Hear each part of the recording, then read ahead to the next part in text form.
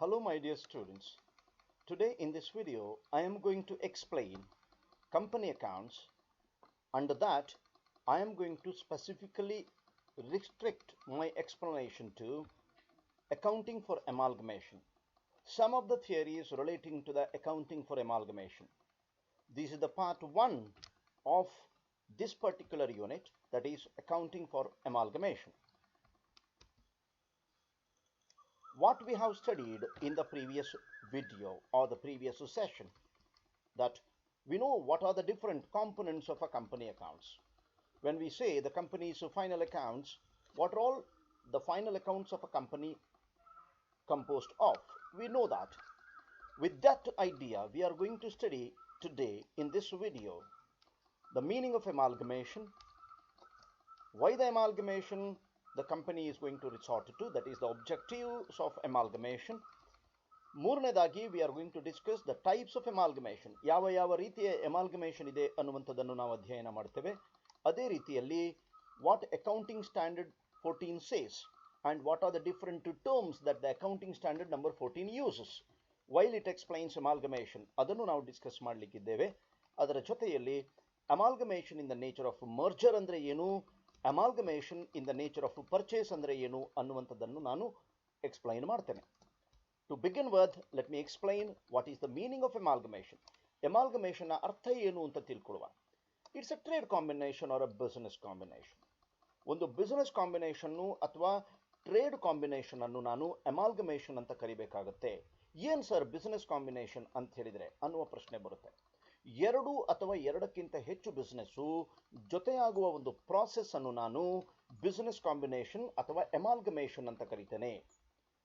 ಯಾಕಪ್ಪ ಮಾಡ್ತಾರೆ ಅನ್ನುವಂಥ ಪ್ರಶ್ನೆ ಬರ್ತದೆ. You know that every business these days faces a cut throat competition. ಬಹಳ ಒಂದು ಹೆಚ್ಚಿನ ಮಟ್ಟಿನ ಪೈಪೋಟಿಯನ್ನು ಪ್ರತಿಯೊಂದು ಬಿಸ್ನೆಸ್ಸು ಎದುರಿಸ್ತಾ ಉಂಟು. ಏನಪ್ಪ ಪೈಪೋಟಿ ಅಂತ ಹೇಳಿದರೆ, ಪೈಪೋಟಿ is nothing but competing to survive in the market.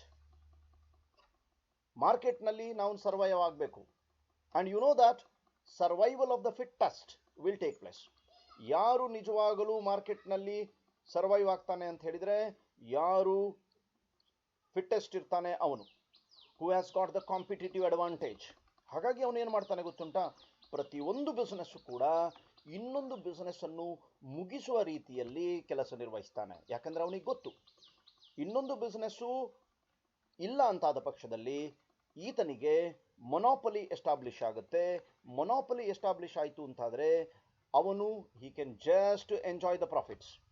ಹಾಗಾಗಿ ಆತ ಏನು ಮಾಡ್ತಾನೆ, ಆದಷ್ಟು ಕಾಂಪಿಟೀಷನ್ ಅನ್ನು ಕೊಡುವ ಹಾಗೆ ಮಾಡ್ತದೆ. ಈ ಕಾಂಪಿಟೀಷನ್ನಿಂದಾಗಿ ಏನಾಗ್ತದೆ, ಬಿಸ್ನೆಸ್ಸು ಕ್ಲೋಸ್ ಆಗ್ತಾ ಬರ್ತದೆ. ಈಗ ನನ್ನ ಮತ್ತು ನಿಮ್ಮ ಎದುರೇ ಅನೇಕ ಬಿಸ್ನೆಸ್ಗಳು ಕ್ಲೋಸ್ ಆದದ್ದು ಉದಾಹರಣೆಗಿವೆ. ಎಷ್ಟೋ ಬಿಸ್ನೆಸ್ಗಳು ಕಾಂಪಿಟೀಷನ್ ಅನ್ನು, ಸ್ಪರ್ಧೆಯನ್ನು ಎದುರಿಸಲಿಕ್ಕೆ ಅಶಕ್ತರಾಗಿ ಆ ಬಿಸ್ನೆಸ್ಗಳು ತಮ್ಮ ಅಸ್ತಿತ್ವವನ್ನು ಕಳ್ಕೊಂಡದ್ದಿದೆ. ಹಾಗಾದರೆ ಬಿಸ್ನೆಸ್ನಲ್ಲಿ ತನ್ನ ಅಸ್ತಿತ್ವವನ್ನು ಕಾಪಾಡಿಕೊಳ್ಳಲಿಕ್ಕೆ ಕಂಪನಿಗೆ ಇರುವಂತಹ one of the weapons is to amalgamate. ಒಂದು ಕಂಪನಿ ಇನ್ನೊಂದು ಕಂಪನಿಯ ಜೊತೆಯಲ್ಲಿ ಸೇರುವಂಥದ್ದು ಒಂದು ಒಳ್ಳೆಯ ಉತ್ತಮವಾದಂತಹ ಒಂದು ಅಸ್ತ್ರ ಕಂಪನಿಯ ಕೈಗೆ. ಹಾಗಾಗಿ ಅಮಾಲ್ಗಮೇಷನ್ ಅನ್ನುವಂಥದ್ದನ್ನು ರೆಸಾರ್ಟ್ ಮಾಡ್ತವೆ ಕಂಪನಿಗಳು. ಬಟ್ ಈ ಅಮಾಲ್ಗಮೇಷನ್ ಆಗಬೇಕು ಅಂತಾದರೆ ಬಹಳ ಮುಖ್ಯವಾಗಿ ನೆನಪಿಟ್ಕೊಳ್ಳಿ, ಸೇಮ್ ಟೈಪ್ ಆಫ್ ಬಿಸ್ನೆಸ್ ಆಗಿರಬೇಕು. ಅಂದರೆ ಒಂದು mobile manufacturing company can amalgamate in with one more mobile manufacturing company. A software manufacturing company can combine its business with another software manufacturing company. Software manufacturing company ಒಂದು automobile ಕಂಪನಿಯ ಜೊತೆಯಲ್ಲಿ amalgamate ಆಗಲಿಕ್ಕೆ ಬರೋದಿಲ್ಲ. ನಾನು ಉದಾಹರಣೆಗೆ ಹೇಳ್ತಾ ಇದ್ದೇನೆ, Wipro can amalgamate with Infosys. Bajaj automobiles can amalgamate with hero motors. ಈ ರೀತಿಯದ್ದು ಅಂದರೆ ಒಂದು cigarette manufacturing company can amalgamate with cigarette manufacturing company. A cosmetic manufacturing company can amalgamate with another cosmetic manufacturing company. ಅಂದರೆ ಸೇಮ್ ಟೈಪ್ ಆಫ್ ಬಿಸ್ನೆಸ್ನ ಜೊತೆಯಲ್ಲಿ amalgamate ಮಾಡ್ಕೊಳ್ಳಿಕ್ಕೆ ಸಾಧ್ಯ ಆಗ್ತದೆ. ಅದೇ ರೀತಿಯಲ್ಲಿ ಈ ಅಮಾಲ್ಗಮೇಷನ್ನ ಪ್ರಕ್ರಿಯೆಯಲ್ಲಿ ಮಿನಿಮಮ್ 2 ಕಂಪನಿ ಇರಬೇಕಾಗ್ತದೆ. ಆ ಎರಡೂ ಕಂಪನಿಗಳು ತಮ್ಮ ಅಸ್ತಿತ್ವವನ್ನು ಕಳ್ಕೊಳ್ತವೆ ಅಮಾಲ್ಗಮೇಷನ್ ಆಗುವುದರ ಮೂಲಕ. ದೇ ವಿಲ್ ಲಿಕ್ವಿಡೇಟ್, ಅಂದರೆ ಅವುಗಳು ವೈಂಡ್ ಅಪ್ ಆಗ್ತವೆ. They are not going to continue their business. They will just enter the history books. ಇತಿಹಾಸದ ಪುಸ್ತಕವನ್ನು ಅವುಗಳು ಸೇರ್ತವೆ. ಹಾಗಾಗಿ ಲಿಕ್ವಿಡೇಷನ್ ಆಗ್ತದೆ, ಅದು ಕೂಡ ಮಿನಿಮಮ್ 2 ಕಂಪನಿ ಲಿಕ್ವಿಡೇಟ್ ಆಗ್ತದೆ. ಯಾಕಂದರೆ ವಿ ನೋ ದಟ್ ಅಮಾಲ್ಗಮೇಷನ್ ಆಗಬೇಕು ಅಂತ ಅದರಲ್ಲಿ ಮಿನಿಮಮ್ 2 ಕಂಪನಿ ಇರಬೇಕು. ಆ 2 ಕಂಪನಿಗಳು ಅಮಾಲ್ಗಮೇಟ್ ಆಗುವುದರ ಮೂಲಕ ತಮ್ಮ ಅಸ್ತಿತ್ವವನ್ನು ಕಳ್ಕೊಳ್ತವೆ, ಲಿಕ್ವಿಡೇಟ್ ಆಗ್ತವೆ. ಅದೇ ರೀತಿಯಲ್ಲಿ there will be A new formation, ಒಂದು ಹೊಸ ಕಂಪನಿ ಹುಟ್ಟುಕೊಳ್ತದೆ. ಅಮಾಲ್ಗಮೇಷನಲ್ಲಿ 2 ಕಂಪನಿ ಇತಿಹಾಸದ ಪುಟವನ್ನು ಸೇರ್ತವೆ, ಒಂದು ಕಂಪನಿ ಅಸ್ತಿತ್ವಕ್ಕೆ ಬರ್ತದೆ, ಅದು ಕೂಡ ಒಂದು ಹೊಸ ಕಂಪನಿ ಅಸ್ತಿತ್ವಕ್ಕೆ ಬರ್ತದೆ. ಹಾಗಾದರೆ ಈ ಅಮಾಲ್ಗಮೇಷನ್ನ ಉದ್ದೇಶವನ್ನು ನಾವು ತಿಳ್ಕೊಳ್ಳುವ.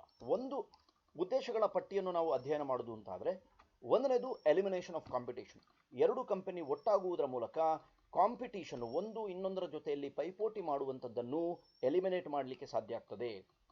ಲಾರ್ಜ್ ಸ್ಕೇಲ್ ಪ್ರೊಡಕ್ಷನ್, ದೊಡ್ಡ ಮಟ್ಟಿನ ಉತ್ಪಾದನೆಯನ್ನು 2 ಕಂಪನಿಗಳು ಒಟ್ಟು ಸೇರಿ ಮಾಡಲಿಕ್ಕೆ ಸಾಧ್ಯ ಆಗ್ತದೆ. ನಿಮಗೆ ಗೊತ್ತು, ಒಗ್ಗಟ್ಟಿನಲ್ಲಿ ಬಲ ಉಂಟು. ಹಾಗಾಗಿ 2 ಕಂಪನಿ ಒಟ್ಟಾಗಿ ಮ್ಯಾನುಫ್ಯಾಕ್ಚರ್ ಮಾಡುವ ಕಾರಣದಿಂದ ಲಾರ್ಜ್ ಸ್ಕೇಲ್ ಪ್ರೊಡಕ್ಷನ್ ಅನ್ನು ಮಾಡಲಿಕ್ಕೆ ಸಾಧ್ಯ ಆಗ್ತದೆ.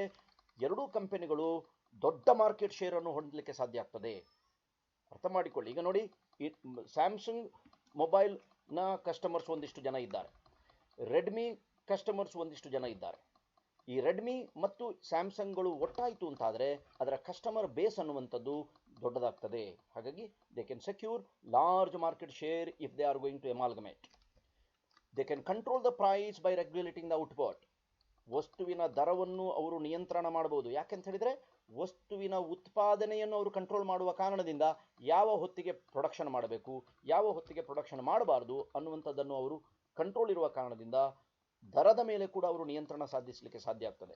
They can just enhance the good will. 2 ಒಳ್ಳೊಳ್ಳೆ ಕಂಪನಿ ಒಟ್ಟಾಗಿದ್ದಾವಂತಾದರೆ ಅವರ ಗುಡ್ ವಿಲ್ ಅನ್ನುವಂಥದ್ದು ಜಾಸ್ತಿ ಆಗ್ತದೆ. ಸೋನೆ ಪೇ ಸುಹಾಗ ಅಂತ ಹೇಳಿದರೆ ಮ್ಯಾಕ್ಸಿಮಮ್ ಗುಡ್ ವಿಲ್ ಅನ್ನು ಅವರು ಎಂಜಾಯ್ ಮಾಡಲಿಕ್ಕೆ ಸಾಧ್ಯ ಆಗ್ತದೆ. They can just enhance the goodwill. They can also enjoy the economics of large scale operation. Large ಸ್ಕೇಲ್ನಲ್ಲಿ ಅವುಗಳು ಮ್ಯಾನುಫ್ಯಾಕ್ಚರ್ ಮಾಡುವ ಕಾರಣದಿಂದ ಅದಕ್ಕೆ ಹೊಂದಿಕೊಂಡಂತೆ ಇಕನಾಮಿಕ್ಸ್ ಆಫ್ ಲಾರ್ಜ್ ಸ್ಕೇಲ್ ಅನ್ನು ಅವರು, ಲಾರ್ಜ್ ಸ್ಕೇಲ್ ಆಪರೇಷನ್ ಅನ್ನು ಅವರು ಎಂಜಾಯ್ ಮಾಡ್ಬೋದು. ಏನಪ್ಪ, ಯಾವುದರಲ್ಲಿ economics of large scale operation ಅನ್ನು ಅವರು ಎಂಜಾಯ್ ಮಾಡ್ಬೋದು ಕೇಳಿದರೆ, ಟೆಕ್ನಾಲಜಿಯಲ್ಲಿ ಅವರು ಎಂಜಾಯ್ ಮಾಡ್ಬೋದು. ಪರ್ಚೇಸ್ ಮಾಡುವಾಗ ಸಪ್ಲೈಯರ್ಸ್ ಇಂದ ಹ್ಯೂಜ್ ಡಿಸ್ಕೌಂಟ್ ಅನ್ನು ಅವರು ಅವೈಲ್ ಮಾಡ್ಬೋದು. ಯಾಕಂತ ಹೇಳಿದ್ರೆ ಇಬ್ಬರು ಸೇರಿ ಅವರು ಹೋಲ್ ಸ್ಕೇಲ್ ಅಲ್ಲಿ ಪರ್ಚೇಸ್ ಮಾಡ್ತಾರೆ. ಸೊ ಲಾರ್ಜ್ ಸ್ಕೇಲ್ ಬೆನಿಫಿಟ್ ಅನ್ನು ಅವರು ಎಂಜಾಯ್ ಮಾಡಲಿಕ್ಕೆ ಸಾಧ್ಯ ಆಗ್ತದೆ. ಅದೇ ರೀತಿಯಲ್ಲಿ they can avoid the duplication of cost. ಅವರು ಮ್ಯಾನುಫ್ಯಾಕ್ಚರ್ ಮಾಡೋದು, ಇವರು ಮ್ಯಾನುಫ್ಯಾಕ್ಚರ್ ಮಾಡೋದು, ಅಲ್ಲಿಯೂ ಎಕ್ಸ್ಪೆನ್ಸಸ್ಸು ಇಲ್ಲಿಯೂ ಎಕ್ಸ್ಪೆನ್ಸಸ್ಸು ಬೇರೆ ಬೇರೆ ಆಗುವ ಬದಲಿಗೆ ಒಂದೇ ಕಡೆಯಲ್ಲಿ ಖರ್ಚಾಗುವ ಕಾರಣದಿಂದ ಸೇಮ್ ಖರ್ಚು ಪುನಃ ಪುನಃ ಬರುವಂಥದ್ದನ್ನು ಅವರು ಅವಾಯ್ಡ್ ಮಾಡ್ಬೋದು. ಆ ಮೂಲಕ they can just reduce the cost. ಇಬ್ಬರು ಸೇರಿ ರಿಸರ್ಚ್ ಅಂಡ್ ಡೆವಲಪ್ಮೆಂಟ್ ಅನ್ನು ಒಟ್ಟಾಗಿ ಒಳ್ಳೆಯ ರೀತಿಯಲ್ಲಿ, ಉತ್ತಮ ರೀತಿಯಲ್ಲಿ ಮಾಡಲಿಕ್ಕೆ ಸಾಧ್ಯ ಆಗ್ತದೆ. They can just promote research and development. ಹಾಗಾಗಿ ಇದೆಲ್ಲವೂ ಕೂಡ ಅಮಾಲ್ಗಮೇಷನ್ ಆಬ್ಜೆಕ್ಟಿವ್ಸ್ ಆಗಿರುತ್ತೆ. ಈ ಸಂದರ್ಭದಲ್ಲಿ ನಾನು ಟೈಪ್ ಆಫ್ ಅಮಾಲ್ಗಮೇಷನ್ ಹೇಳಲಿಕ್ಕೆ ಬಯಸ್ತೇನೆ. There are mainly 2 types of amalgamation. ಒಂದು amalgamation in the nature of merger, ಇನ್ನೊಂದು amalgamation in the nature of purchase. ಮರ್ಜರ್ನ ರೂಪದಲ್ಲಿ ಒಂದು ಅಮಾಲ್ಗಮೇಷನ್ ನಡಿಬೋದು, ಪರ್ಚೇಸ್ನ ರೂಪದಲ್ಲಿ ಒಂದು ಅಮಾಲ್ಗಮೇಷನ್ ನಡಿಬೋದು. ಏನಿದು ಸ್ವಲ್ಪ ಹೊತ್ತಿನಲ್ಲಿ ನಾನು ಹೇಳ್ತೇನೆ ಅದನ್ನು. ಅದರ ಮೊದಲು ಅಮಾಲ್ಗಮೇಷನ್ ಮತ್ತು ಅಬ್ಸಾರ್ಪ್ಷನ್ನ ನಡುವಿನ ವ್ಯತ್ಯಾಸವನ್ನು ನಾನು ನಿಮ್ಮ ಗಮನಕ್ಕೆ ತರಲಿಕ್ಕೆ ಬಯಸ್ತೇನೆ. ಈ ಅಮಾಲ್ಗಮೇಷನ್ ಮತ್ತು ಅಬ್ಸಾರ್ಪ್ಷನ್ನ ನಡುವಿನ ವ್ಯತ್ಯಾಸವನ್ನು ನಾವು 3 ವಿಚಾರಗಳನ್ನು ಪರಿಗಣಿಸುವುದರ ಮೂಲಕ ಬಹಳ ಈಸಿಯಾಗಿ ತಿಳ್ಕೊಳ್ಳಿಕ್ಕೆ ಸಾಧ್ಯ ಆಗ್ತದೆ. ಅಮಾಲ್ಗಮೇಷನ್ ಅಂತ ಆಗಬೇಕು ಅಂತಾದರೆ ಅಲ್ಲಿ ಮಿನಿಮಮ್ 2 ಕಂಪನಿ ಇರಬೇಕಾಗ್ತದೆ. 2 ಎಕ್ಸಿಸ್ಟಿಂಗ್ ಕಂಪನಿ ಸೇಮ್ ಬಿಸ್ನೆಸ್ ಮಾಡ್ತಾ ಇರುವಂಥವುಗಳು ಅಲ್ಲಿ ಇರಬೇಕಾಗ್ತದೆ. ಅಬ್ಸಾರ್ಪ್ಷನ್ನಲ್ಲಿ ಕೇವಲ 1 ಕಂಪನಿ ಇದ್ದರೆ ಸಾಕಾಗ್ತದೆ. ಅರ್ಥ ಮಾಡ್ಕೊಳ್ಬೇಕು. ಅಮಾಲ್ಗಮೇಷನ್ನಲ್ಲಿ 2 ಹಳೆ ಕಂಪನಿಗಳು ಇರಬೇಕು, ಅವುಗಳು ಒಟ್ಟಾಗಿ ಒಂದು ಹೊಸ ಕಂಪನಿಯನ್ನು ಫಾರ್ಮ್ ಮಾಡ್ತವೆ. ಆ ಮೂಲಕ ಹಳೆಯ 2 ಕಂಪನಿಗಳು ಲಿಕ್ವಿಡೇಟ್ ಆಗ್ತವೆ. ಬಟ್ ಅಬ್ಸಾರ್ಪ್ಷನ್ನಲ್ಲಿ ಹಳೆಯ ಕಂಪನಿ, ಒಂದು ಕಂಪನಿ ಏನಿದೆ ಅದು ಲಿಕ್ವಿಡೇಟ್ ಆಗ್ತದೆ.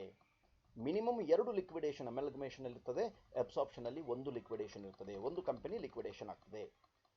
ಅಮಾಲ್ಗಮೇಷನ್ನಲ್ಲಿ ಒಂದು ಹೊಸ ಕಂಪನಿ ಹುಟ್ಟಿಕೊಳ್ಳುತ್ತದೆ, ಆದರೆ ಅಬ್ಸಾರ್ಪ್ಷನ್ನಲ್ಲಿ ಹಳೆ ಕಂಪನಿ ಇರ್ತದೆ. ಅಲ್ಲಿ ಹೊಸ ಕಂಪನಿ ಹುಟ್ಟಿಕೊಳ್ಳುವಂತಹ ಪ್ರಮೇಯ ಇರೋದಿಲ್ಲ. ಒಂದು ಹಳೆ ಕಂಪನಿಯನ್ನು ಇನ್ನೊಂದು ಹಳೆ ಕಂಪನಿ ಕೊಂಡು ಹೋದರೆ ಅದನ್ನು ನಾವು ಅಬ್ಸಾರ್ಪ್ಷನ್ ಅಂತ ಕರಿತೇವೆ. 2 ಹಳೆ ಕಂಪನಿಗಳು ಒಟ್ಟಾಗಿ ಒಂದು ಹೊಸ ಕಂಪನಿಯನ್ನು ಪ್ರಾರಂಭ ಮಾಡುವುದರ ಮೂಲಕ ಲಿಕ್ವಿಡೇಟ್ ಆಗ್ತದೆ ಅಂತಾದರೆ ಅದನ್ನು ನಾವು ಅಮಾಲ್ಗಮೇಷನ್ ಅಂತ ಕರಿತೇವೆ. ಇದು ಅಮಾಲ್ಗಮೇಷನ್ ಮತ್ತು ಅಬ್ಸಾರ್ಪ್ಷನ್ನ ನಡುವಿನ ವ್ಯತ್ಯಾಸ.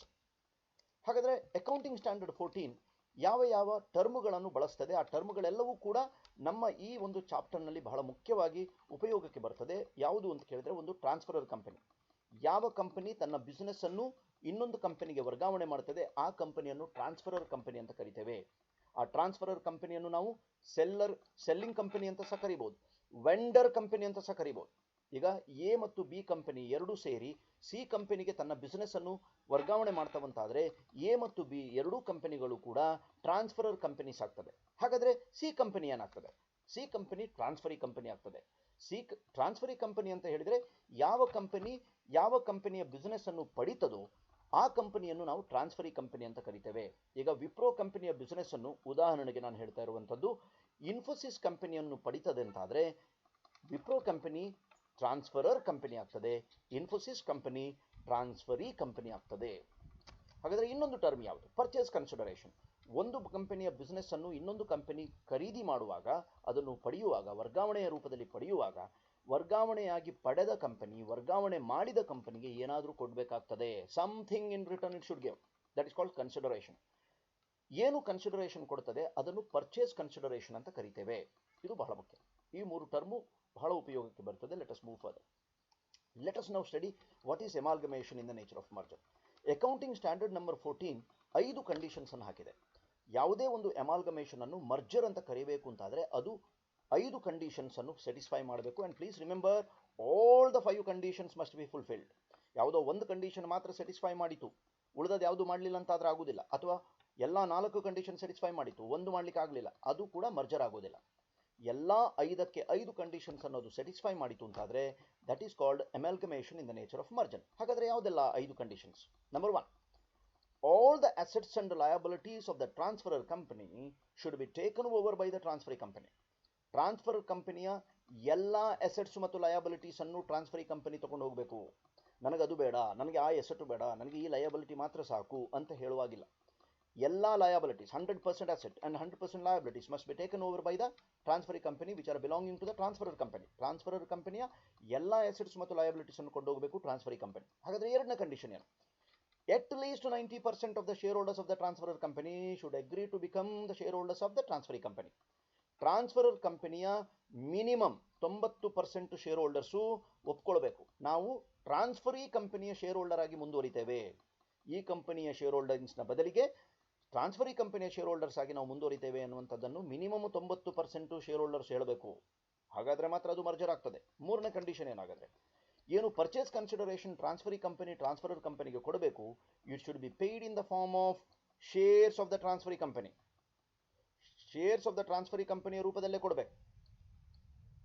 ಏನಾದರೂ ಫ್ರಾಕ್ಷನ್ ಕೊಡಬೇಕಾದಂಥ ಪಕ್ಷದಲ್ಲಿ ಮಾತ್ರ ಕ್ಯಾಶ್ ಕೊಡ್ಬೋದು, ಬೇರೆ ಯಾವುದೇ ರೂಪದಲ್ಲಿ ಕೊಡಲಿಕ್ಕೆ ಬರುವುದಿಲ್ಲ. ಟ್ರಾನ್ಸ್ಫರಿ ಕಂಪನಿ ಟ್ರಾನ್ಸ್ಫರರ್ ಕಂಪನಿಗೆ when it is going to settle the purchase consideration, it should settle the purchase consideration by issuing its own shares. ಅದರ ಸ್ವಂತದ ಶೇರ್ಸ್ ಅನ್ನು ಇಶ್ಯೂ ಮಾಡಬೇಕದು. ಫ್ರಾಕ್ಷನ್ ಇದ್ರೆ ಕ್ಯಾಶ್ ಕೊಡಬಹುದು. ಇದು ಮೂರನೇ ಕಂಡೀಷನ್. ಹಾಗಾದ್ರೆ ನಾಲ್ಕನೇದು ಏನು? Assets and liabilities are to be taken over at the book value only. Altered ವ್ಯಾಲ್ಯೂನಲ್ಲಿ ಕೊಂಡು ಹೋಗುವಾಗಿಲ್ಲ. ಬಿಲ್ಡಿಂಗ್ನ ವ್ಯಾಲ್ಯೂ 40,000 ಇದೆಯಂತಾದರೆ ಟ್ರಾನ್ಸ್ಫರಿ ಕಂಪನಿ 40,000ಕ್ಕೆ ಕೊಂಡು ಹೋಗಬೇಕು. ಅದನ್ನು 50,000ವೋ 35,000ಕ್ಕೆ ಮಾಡಿಕೊಂಡು ಹೋಗುವಾಗಿಲ್ಲ. ಎಸೆಟ್ಸ್ ಮತ್ತು ಲಯಬಿಲಿಟೀಸ್ ಎಷ್ಟು ಬೆಲೆ ಅದರಲ್ಲಿ ಪುಸ್ತಕದಲ್ಲಿ ಬರೆದಿದೆ ಅದೇ ಬೆಲೆಗೆ ಕೊಂಡೋಗಬೇಕು. And finally the intention of the amalgamation should be to continue the business ಅನ್ನು ಕಂಟಿನ್ಯೂ ಮಾಡುವ ಉದ್ದೇಶದಿಂದ ಎಮಾಲ್ಗಮೇಷನ್ ನಡೆದಿರಬೇಕು, ಬೇರೆ ಯಾವ ಉದ್ದೇಶದಿಂದ ನಡೆದಿರಬಾರ್ದು. ಈ 5 ಕಂಡೀಷನ್ ಸ್ಯಾಟಿಸ್ಫೈ ಆಗಿದೆ ಅಂತಾದರೆ ಅದನ್ನು ನಾವು amalgamation in the nature of merger ಅಂತ ಕರಿತೇವೆ. ಇಲ್ಲದಿದ್ದರೆ ಅಂತಹ ಎಮಾಲ್ಗಮೇಷನ್ ಅನ್ನು ನಾವು amalgamation in the nature of purchase ಅಂತ ಕರಿತೇವೆ. Amalgamation in the nature of purchase ಯಾವಾಗ ಆಗ್ತದೆ ಅಂತ ಹೇಳಿದರೆ, ಎಲ್ಲ ಅಸೆಟ್ಸ್ ಅಂಡ್ ಲಯಬಿಲಿಟೀಸ್ ಅನ್ನು ಕೊಂಡೋಗದೇ ಇದ್ರೆ, ಕೆಲವು ಮಾತ್ರ ಕೊಂಡೋದ್ರೆ, 90%ಗಿಂತ ಕಡಿಮೆ ಶೇರ್ ಹೋಲ್ಡರ್ ಆಗಿ ಮುಂದುವರಿತೇವೆ ಅಂತ ಹೇಳಿದರೆ, ಪರ್ಚೇಸ್ ಕನ್ಸಿಡರೇಷನ್ ಅನ್ನು ನಾನ್ ಶೇರ್ಸ್ನ ರೂಪದಲ್ಲಿ ಕೊಟ್ಟರೆ, intention of the business continue ಮಾಡಲಿಕ್ಕೆ ಇಲ್ಲದೇ ಇದ್ದ ಪಕ್ಷದಲ್ಲಿ, intention of the amalgamation business ಅನ್ನು ಕಂಟಿನ್ಯೂ ಮಾಡುವಂಥದ್ದಿಲ್ಲದೇ ಇದ್ದ ಪಕ್ಷದಲ್ಲಿ, ಬುಕ್ ವ್ಯಾಲ್ಯೂನ ಬದಲಿಗೆ ಆಲ್ಟರ್ಡ್ ವ್ಯಾಲ್ಯೂನಲ್ಲಿ ಅಸೆಟ್ಸ್ ಅಂಡ್ ಲಯಬಿಲಿಟೀಸ್ ಅನ್ನು ಕೊಂಡೋದ್ರೆ, ಇವೆಲ್ಲ ಸಂದರ್ಭದಲ್ಲಿ amalgamation will be called amalgamation in the nature of purchase. Merger ಆಗಬೇಕು ಅಂತಾದರೆ 5ಕ್ಕೆ 5 ಸ್ಯಾಟಿಸ್ಫೈ ಮಾಡಬೇಕು. 5ರಲ್ಲಿ ಯಾವುದಾದ್ರೂ ಒಂದು ಸ್ಯಾಟಿಸ್ಫೈ ಮಾಡದಿದ್ದರೂ ಕೂಡ ಅಂಥ ಎಮಾಲ್ಗಮೇಷನ್ ಅನ್ನು ನಾವು amalgamation in the nature of purchase ಅಂತ ಹೇಳ್ತೇವೆ. I hope you have understood some of the theories of this amalgamation process. Thank you very much.